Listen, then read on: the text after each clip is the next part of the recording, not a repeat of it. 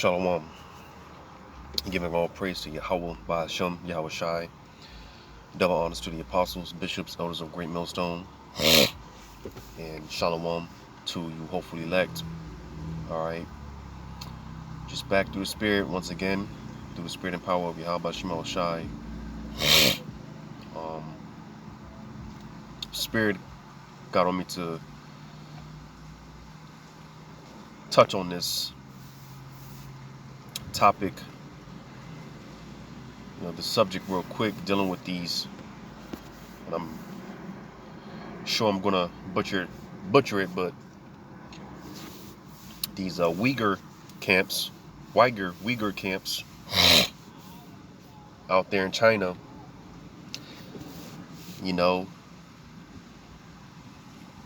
because pretty much,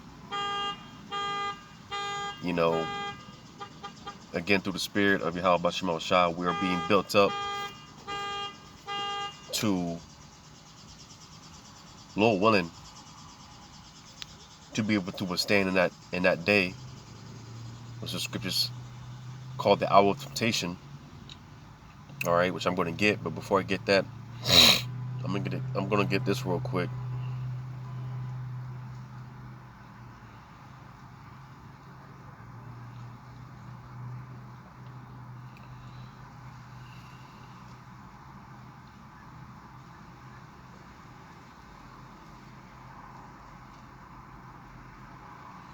In the book of Wisdom of Solomon, chapter 8, I just pretty much, I brought this out the other day, but the Spirit wants us to come out again, because again, it's going to take a certain mindset, again, to be able to withstand in that day. Again, that time known as the hour of temptation, where and when our faith is going to be put to the ultimate test. All right.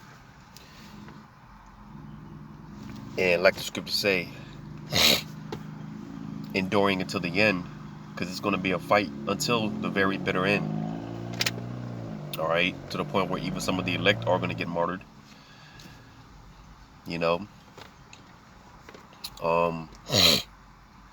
It's about to get tough out here. It's tough as it is, but hey, more and more every day that goes by, we are entering into that straight gate. All right. Tough times are ahead, and again, because it may seem like to you so-called Negroes, Latinos, Native American Indians, that you just can't catch a break for nothing in this world. Well,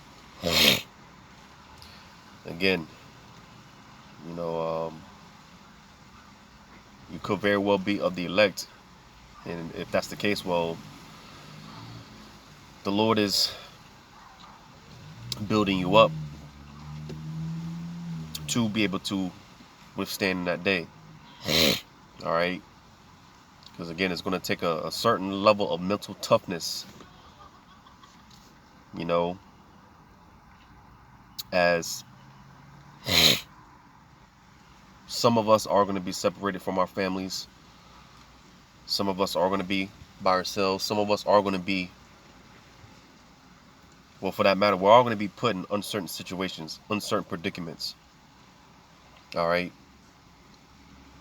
And again, in that day, that's when and where our faith is going to be put to the max. So before I ramble on and get this Wisdom of Solomon 8 and 7, it says, and if a man love righteousness, her labors are virtues, for she teaches temperance and prudence, justice and fortitude, which are such things as men can have nothing more profitable in their life. Because the application of wisdom is, while you got this this guy General Yohana talking about, in not so many words, roughly paraphrasing, applying wisdom is for cowards. When the application of wisdom, it will put you in a position to where the Lord, His favor will be bestowed upon you. All right.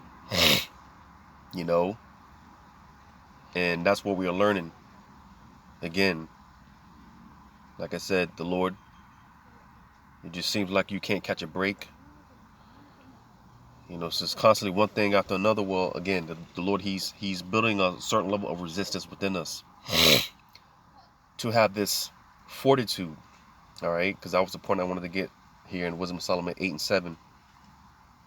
Again, it says, and if a man love righteousness, her labors are virtues, for she teacheth temperance. All right, because again, we're going to be put in uncertain situations. All right, but the scriptures talk about not being hasty in your decision making. You know, to roughly paraphrase, you know, just because something comes up doesn't mean that, you know, you're quick to make rash decisions or decisions that's not going to be for your best of interests. All right, so we're learning to be patient. All right, it says in prudence, you know, again, the application of wisdom. It's in certain situations, you know, the flesh wants to react one way, but this is when the spirit, we're learning to trust the spirit and let the spirit work. Let the spirit talk. Listen to that. That's what we're learning to listen to the spirit. Because while everyone else is going left, right, the elect, like it tells you in 2 Ezra 16, man, the spirit of the Lord is going to be a guide unto them. All right. It says justice and fortitude. You see, so that mental fortification. All right, that mental toughness to again withstand what's coming in that day. Because if anyone is telling you that it's going to get easy, then you need to run from them, or you better run.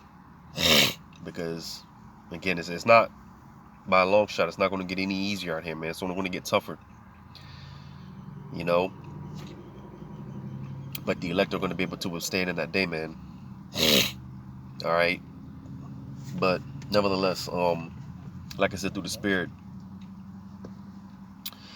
Because I touched on this over a year ago, maybe a year and a half, 2 years ago, dealing with these Uygur camps, which is basically there's a certain sect out there in China where, you know, they're gathering all these, because, you know, over there in China, you know, it's pretty much a communist, you know, society, and you know, if you're not down with the program, then you're basically an enemy to the state. And you see, like I said, all that to say, because this is what's coming here to America, man, real soon. All right, this is coming to America real soon. You know, if you don't get down with the one world program, then you're going to be X'd out of society. You're going to be deemed an enemy to the state, right? You know, you won't be able to buy and sell, because ultimately you're going to have to take that C-hip, that Revelation 13, 16, and 17. All right. But going back to it about how there's a certain sect out there, a certain place in China where, you know, they're gathering up all these so-called Chinese that are, I believe they're Muslims. All right, and basically locking them up. Now they try to downplay these Uyghur camps, and you know, because the cover story is they are what do you call it, educational centers. All right, these educational centers to re-educate these Uyghurs. All right, which me personally speaking as a man, I think a lot of them are Jake over there, you know, that are getting locked up. All right, but you know, there's been reports over the years, the past 3, 4, 5 years of, you know, certain things, what's really been going on down there. Because like I said, they're trying to downplay all these reports that have been coming out, what's going on behind closed doors. Because again, you know, people are getting snatched up to never be heard of again. All right, people are getting tortured And again, you know, it's all alleged. All right, it's all alleged.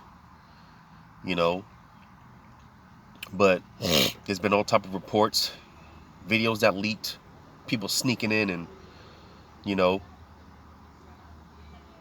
of what's going on in these camps. All right. But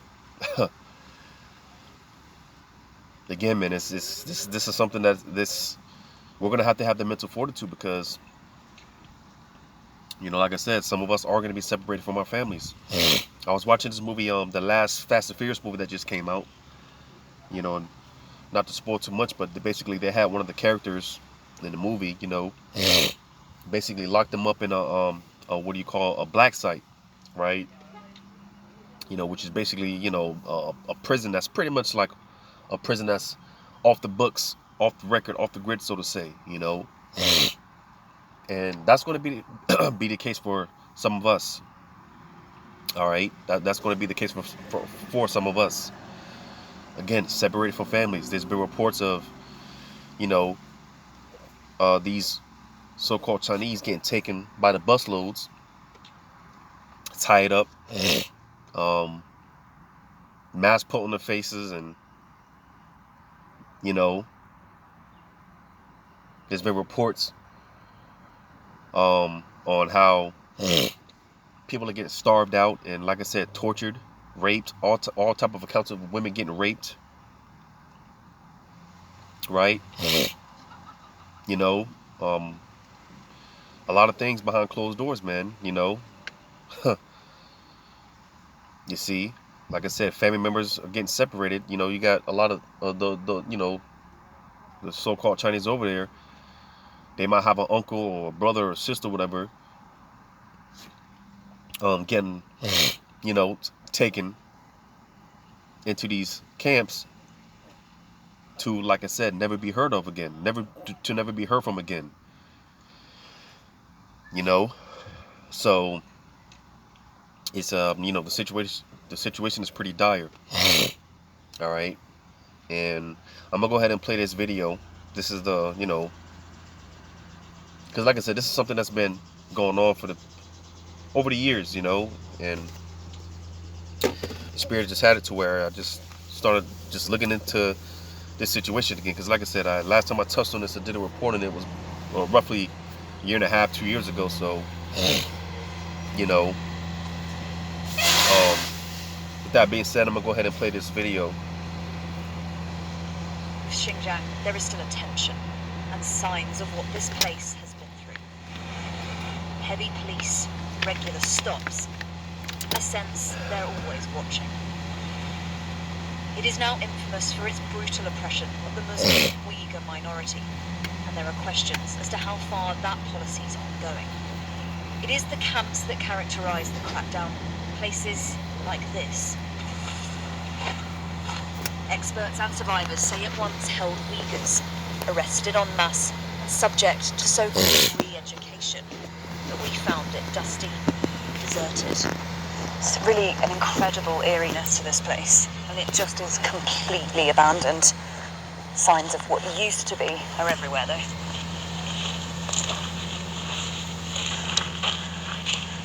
Around the front, one building, cordoned off from the rest, appeared to be acting as temporary housing. And some of the buildings over there, are they empty? I don't know, this man says. There were people here when I first arrived. That ominous looking camp was built where we had beautiful dreams as children. It's unbearable, it's unthinkable. This place is haunting for Mehmetian. He knows his brother Emetian was held here. It might be closed, but his brother is not free. After 2 years here without charge, a police officer told him what happened next. And according to the police officer, he said that my brother had a sensitive book which was banned by the government. Impromptu kind of court hearing was held in the camp, and he was sentenced to 14 years. China says the held for re-education has now graduated. Over 90% of the re-education camps we visited were visibly no longer being used for this purpose. Most now appear to be schools. the reality may be far more complex. In fact, while arrests spiked in 2017 at the height of the crackdown, they remain higher than they were before it started. Prosecutions jumped up too, and there was a huge increase in average sentences, meaning most of those people will still be locked up. But if not in the camps, then where? What we're now doing is taking a trip further outside the city centre, because what we've heard is that the camps that are further out are more likely to be still used for that purpose, and that's also where some of the larger prisons are that we think in some cases might have been expanded. Some, it seems, they did not want us to see. We found all the roads to one large cluster of facilities were blocked. Those we did reach were fearsome, 8 in total, all clearly operational. And satellite views some have recently expanded. In 2018, towards the end of the crackdown, this site hadn't even been started. Watchtowers added just recently. And here too, a prison right next to a re-education camp extended, while the camp part had its walls and watchtowers removed. The initial wave of arrests might have passed, but the fear they've wrought has not. This woman is one of the very rare few to have escaped within the last 2 years. Even from a place of safety, she is visibly terrified. It's all lies. Most people are still inside. Although it looks as if everything's normal, people who were deemed a bit problematic are taken always, and no one knows where they've been taken to. They don't say anything about what happened to them when they were inside, but it's obvious that they've experienced extreme horror. In response to our story, China's foreign ministry said allegations of the camps are sheer lies, and that vocational schools help people break away from terrorist and extremist ideas. Everyone has now graduated. The message is that everything is normal here now. The crackdown may be less visible. For many, it still feels very real. Helen Ann Smith, Sky News in Xinjiang. So that was just pretty much like a general outlook of these Uyghur camps. And like I said, of course they're going to try to downplay and say, you know, well, they're just re-educational centers and, you know, vocational centers. But again, the reports that are coming out, man, you know, people are getting snatched up for petty things, you know.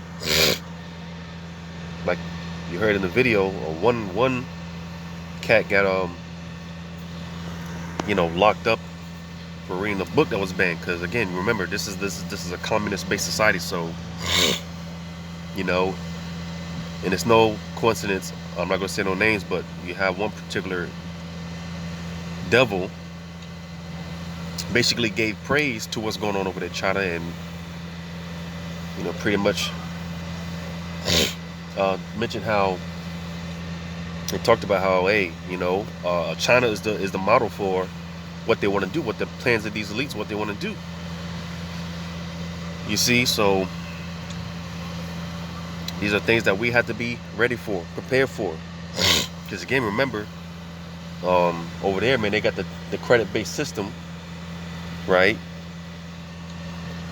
You know, in which, like I said, any little thing that the government doesn't agree with, then hey, you could be locked out of the system. You could be deemed an enemy to the state or whatever. You know, so this is the blueprint for what we're going to start seeing here in America, man. All right, and again, this is why we're going to have that mental fortitude. All right, I'm gonna get this.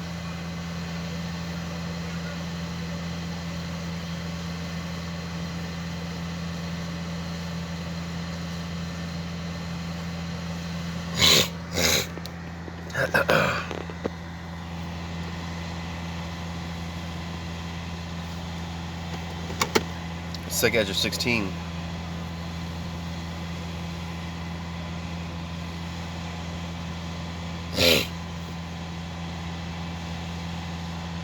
Sega Edge 16 to 68.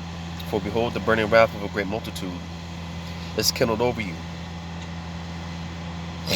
and they shall take away certain of you, and feed you and feed you, being idle, with things offered unto idols.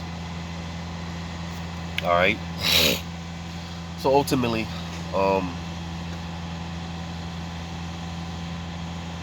Because like I said, they shall take away certain of you. Again, some of us are going to be taken. Some of our families are going to be taken. We're going to be separated. Some of us are going to be separated from families. Right? You know, and there's going to be all type of abominable things going on in these internment camps. Right? Holding cells, right? Like I said, you know, because there's reports, hey, like I said, people being starved out, you know, for days on end, right? People being chained to their beds, right? You know, it's just, you know, and there's been, again, more on these alleged reports, because, you know, through the starvation and deprivation, and, you know, eventually it takes a toll on your mind. So going back to how these people, man, they get re-educated. Eventually, you know, a lot of these people, they give in, you know, they succumb because of the shit that's going on behind closed doors, man. You know, these torture tactics, right? And that's why I said, in the grand scheme of things, when this thing is in full-blown effect, hey, you know, Esau's going to go to the greatest extent, the greatest lengths to get people to take this, to take that sea hip. All right, it might come in the form of you watching your rib and your children get tortured, right? You know, for you to take that sea hip. Hey, Esau, you can't put anything past these devils. All right, you can't put anything past these devils, man. You know, but that was the point on that. I'm gonna get this in Revelation chapter 3, verse 10. It says, "Because thou hast kept the word of my patience." Because again, man, it's going to be a thing of endurance, man. All right, until the very end, and in some cases, the bitter end for some brothers. Because again, some brothers are going to get beheaded. All right, but whatever the case may be, for brothers, man, Yahweh Shema Shai, he's going to have the spirit on them to be able to endure whatever it is that, you know, they got to go through. That's why when you read on, it says, "I will also keep thee from the hour of temptation." All right. Because again, this is going to be the time where our faith is going to be put to the ultimate test, the you know, the max. All right. But it said, "I also will keep thee." So, hey, the Lord is going to protect those of his elect, men. Like I said, he's going to give them the spirit to be able to withstand. All right. Whatever it is that brothers got to go through, and sisters, the Lord's going to give them the spirit to be able to endure it. It says, "Which shall come upon all the world to try them that dwell upon the earth." So every man, woman, and child. There's no rapture before this time of tribulation. All right, every man, woman, and child is going to have to go through this. All right. Let me get this in Revelation 2, in verse 10. It says, "Fear none of those things which thou shalt suffer." Because it's easier said than done, you know. When we think about the possible outcomes, the possibilities, the endless possibilities, because like I said, you can't put anything past Esau. You can't put anything past these devils. They're going to be willing to go to the fullest extent to get everyone to take that sea hip. So you can't put anything past these devils, man. Right? But hey, like I said, it's easier said than done, but don't worry about it, because the Lord, he's going to have our back. Lord willing, we're that number. He's going to take care of us. He's going to be with us. It says, "Behold, the devil shall cast some of you into prison, that ye may be tried." Because again, this is the time where our faith is going to be put to the ultimate test. And the elect, they're going to come out like fine gold. Going back to 2 Ezra 16. All right, the elect, they're going to pass this test. In fact, they've already passed this test. All right, they already passed the test. It says, "And ye shall have tribulation 10 days." And 10, it just goes into complete, because hey, completion. Because you could be in there 2 days, you could be in there a month, a week, right? But it says, be thou faithful unto death, and I will give thee a crown of life. Now you got to ask yourself, because again, some of the elect are going to get martyred. Some of the elect are going to be taken into these camps, man. Because again, you got to ask yourself, man, if it wasn't going to be, tough, then why did it say be faithful unto death? Because that's going to be the case for some brothers and sisters. They're going to have to endure to the very bitter end. If, like I said, for some it's going to be a bitter end. But, make no mistake about it, all right? To those of you that suffer, to those of us that suffer, hey, there's a crown waiting for us. To those that are beheaded in the name of Yahweh Shema Shai, there's a crown waiting for you, man. Because like I said, man, there's going to be a lot of unexplainable, abominable things going on in those camps. All right, which we are currently seeing, because there's no coincidence to shut down all these stores, shutting all these Walmarts, these plazas, mall plazas, a lot of these abandoned buildings. All right, because hey, man, this hour of temptation is coming. It's right around the corner, man. It's right around the corner. But like I said, just through the Spirit, wanted to touch on this because, hey, it's something that's not really being talked about, but nevertheless, this is coming soon to America, man. This is coming soon to Babylon, sooner than we think. So again, we have to have that mental fortitude, that mental toughness to be able to, hey, lose it all, even our life. So Lord wanted us was edifying. Call Halayim La Yahweh Shema Shai. Double honors to the apostles, bishops, elders of Great Millstone. Shalom to you, hopefully elect.